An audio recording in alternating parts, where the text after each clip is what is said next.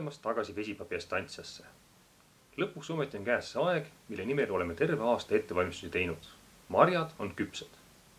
Nagu vaarikatel omane, valmib saak järk-järgult. Iga paari päeva järel tuleb peenrad läbi otsida ning küpsed marjad välja noppida. Toored ja pooltoored saab veel põõsasse jätta, et nad seal küpseksid. Tundub lihtne, aga nagu selle kohta klassikud on öelnud, just nimelt, teile tundub ainult nii. Juuli on väga kiire kuu. Saak tuleb kokku korjata, õigesti pakkida ning klientidele müüa. Tänases videos näitan, kuidas teha vahet küpsetel, tooretel ja pooltooretel marjadel, kuidas leida peidus olevad marjad ning mida saagi pakkimisel arvesse võtta. Head vaatamist!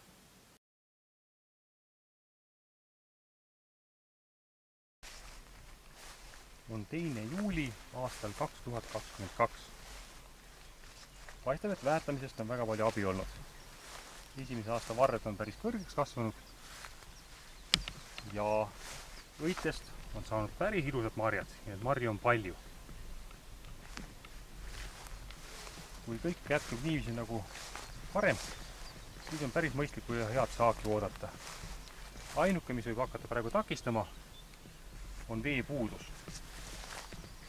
Möödunud kuul tuli maha kõigest 43 mm. Seda oli kõige vähem, aga 50–80 võiks olla ikkagi optimaalne. 2 viimast nädalat pole üldse vihma sadanud ja temperatuur on olnud ligemale 30 kraadi. Ja seetõttu muld hakkab tasapisi ära kuivama. See heinamulč, mis sai siia maha kraabitud, on natukene mulda kaitsnud kuivamise eest, aga sellest hoolimata muld on juba liiga kuiv.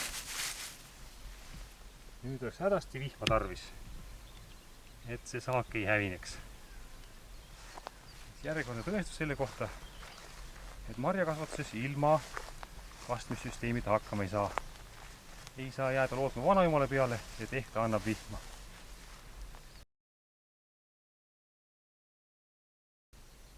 On 10. juuli aastal 2022.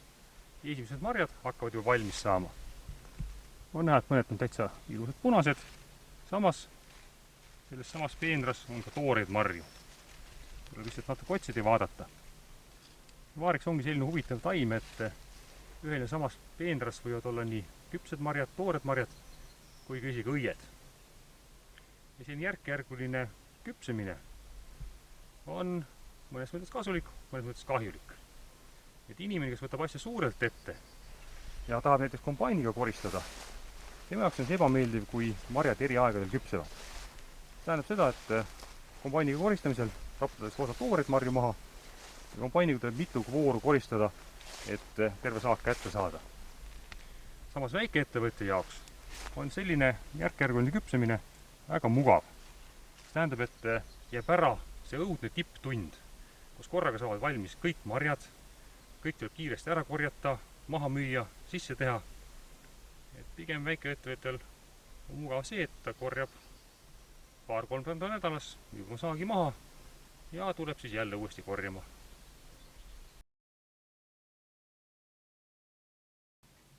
Kuidas küpsed vaarikad ära tunda, tundub esialgu lihtne olevat. Vaatame või seda kobarat ja on kohe näha, et keskmine küps, äärest on toored. Probleem on aga selles, et peenras võivad olla nii küpsed, pooltoored kui ka täiesti toored marjad. Ja kuidas neil siis vahet teha kiiresti. Väga lihtne, esimene asi tuleb värvi vaadata. Kui see värv on kas siis roheline või roosakas või täitsa valge, siis on see toores. Ja üks tunnus see, et mari on toores, on ka see, et mari ei tule õie põhja küljest lahti. Me võime siin küll sikutada, aga lahti ta ei tule. Seevastu küpsed marjad on siin. Ja me näeme kohe erinevust. Esiteks nad on ilusad, säravpunased. Kui oleks seda võimalik nuusutada ja maitsta, siis on tal ime ja aroom, magus, suus sulav maitse ja vili on ka pehme. Välimuse järgi näeme, et tupplehed on siin üles käändunud ja tupplehtede ja marja vahel paistab õie põhi. Korjamise käigus tunneme selle marja selle järgi ära, et kui me siit praegu tõmbame, siis õie põhi rebeneb kergesti marja küljest lahti. Mingit takistust ei ole. Ja need on siis küpsed marjad, mis tuleks korjata ja siis õnnelikule klientidele maha müüa. Kõige raskem on lugu pooltooreste vaarikatega. see tundub olevat suhteliselt küps. Värv on õige, tupplehed on juba üles käändunud, aga tupplehtede marja vahel ei ole õiepõhja näha. Seetõttu see on veel toores. Kui värv on selline roosakas, hele ja tupplehed on ilusad rohelised, siis see on kah märk sellest, et tegemist on toorete marjadega. Ja kui me proovime seda lahti sikutada, ega ta eriti ei taha tulla, kui siis raskelt ja suure rebimisega ainult. Sellised marjad meenutavad maitselt talviseid vaarikaid. Talvised vaarikad saavad eurooplasse nõnda, et teisel pool maakera, lõunapoolkeral korjatakse vaarikad toorelt ära, transpordiks laevade või lennukiga Euroopasse, siin nad natuke valmivad järgi ja omandavad sellise punase värvi, aga õiget lõhna ega maitset neil ei ole. Seetõttu ei ole mõtet selliseid pooltooreid marju üldse korjata.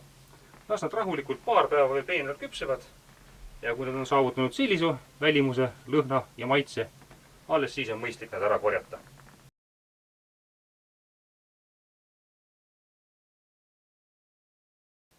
Saagi koristamisel ei piisa sellest, kui ainult peenrast mööda jalutada ja noppida ära need marjad, mis silma torkavad.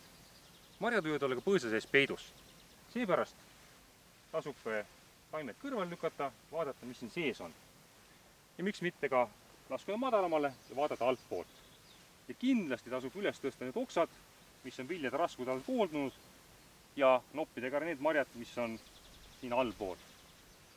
Ainult sellisel juhul saab kogu saagi kätte.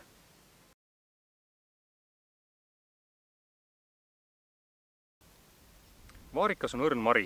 Ta ei kannata transporti. Vibratsioon, lömastamine, raputamine, kõik see kahjustab saagi kvaliteeti. Ja seetõttu ei saa marju korjata ämbritesse või siis korvidesse. Selle asemel tuleb marjad kohe alguses korjata need samasse karpidesse, millega te kavatsete saagi klientidele maha müüa. Ja mida madalamad need on, seda õhem on vaarikate kiht ja seda paremini need vaarikad ka säilivad. Siia karpi näiteks mahub pool kilo vaarikaid, aga isegi sellise karbi puhul, sellise madala karbi puhul, olen tähele pannud, et alumised kihid, eriti kui nad on üliküpsed, kipuvad natukene ära lömastuma. Ja seepärast, mida madalam karp, seda kvaliteetsemad marjad. Vähe sellest, et marjad ei kannata mehaanilist vigastamist, vaarikad ei taha ka eriti hästi säilida. Ja seetõttu on mõistlik võimalikult vara marjad maha jahutada. Kui on sul mingi külmkamber või külmutusauto, see on väga hea. Aga sellise väikse katseistanduse puhul nagu meil on lihtsalt termokastid. Termokastid, mille sees on külmaplokid. Jooksvalt teemegi nõnda, et korjame marju põõsast nendest samadesse karpidesse, mis klientidele lähevad, jahutame nad kohe põllul maha ja sellisel juhul me saame olla kindlad, et kliendid saavad omale kvaliteetsed marjad.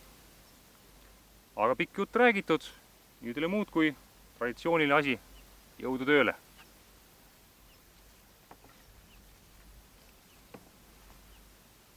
Korjamise puhul tuleb arvesse võtta ka hügieeni. Kes on kokku puutunud toiduainetööstusega, see on kindlasti tähele pannud, et sealsed töötajad kannavad juuksevõrku, kummikindaid, kilesusse ja ühekordset kombinesooni. Marjade korjamisel pole nõuded nii ranged. Lõppude lõpuks on vabas looduses sadu putukaid, kes marjade peal kõnnivad, linde, kes käivad vaarikaid nokkimas ja üldse on õhk paksult mikroobe täis. Kuna tingimused on steriilsusest nõnda kaugel, pole vahet, kas korjaja kannab spetsiaalseid tööriideid või päevitab niisama suusmede väel. Aga kindlasti tuleb käsi pesta. Nii enne koristamist kui ka vahepeal. Täiesti lubamatu on jätkata marjade korjamist, kui olete vahepeal vetsus käinud, nina nuusanud või pihku aevastanud. Klient, kes ostab vaarikaid, tahab saada vaarikaid, mitte teiste inimeste mikrofloorat. Seepärast pidage puhtust.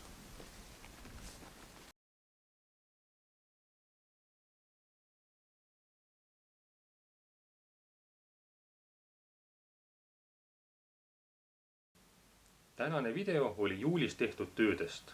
Kuna oli kibekiire saagi koristamise aeg, siis midagi muud peale koristamise ega müümise teha ei jõudnudki. Kui vähegi ilma peab, siis jätkub sama tegevus ka augustis. Aga see selgub alles kuu aja pärast. Nägemiseni siinsamas kanalis.